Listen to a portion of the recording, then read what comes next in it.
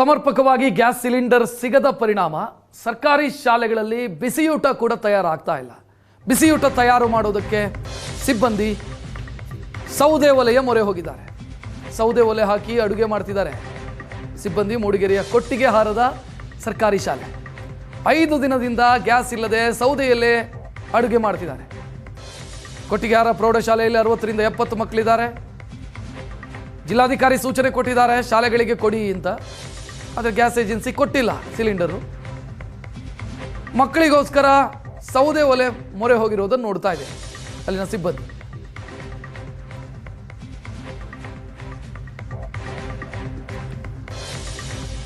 ಶಾಲೆಗಳಿಗೆ ಆದ್ಯತೆಯ ಮೇಲೆ ಸಿಲಿಂಡರ್ ಸಪ್ಲೈ ಆಗಬೇಕು ಅಂತ ಸರ್ಕಾರ ಸೂಚನೆಯನ್ನು ಕೊಟ್ಟಿದೆ. ಶಾಲೆ, ಇಂದಿರಾ ಕ್ಯಾಂಟೀನ್ ಇದನ್ನೆಲ್ಲ ಆದ್ಯತೆಯ ಮೇಲೆ ಕೊಡಬೇಕು ಅಂತ ಗ್ಯಾಸ್ ಏಜೆನ್ಸಿಗಳು ಕೊಟ್ಟಿಲ್ಲ. ಇಲ್ಲಿ ಚಿಕ್ಕಮಗಳೂರಿನ ಕೊಟ್ಟಿಗೆಹಾರದಲ್ಲಿ ಸೌದೆ ಒಲೆಯಲ್ಲಿ ಬಿಸಿಯೂಟ ತಯಾರಾಗ್ತಾ ಇರೋದು ನೋಡ್ತಾ ಇದ್ದೀರಿ.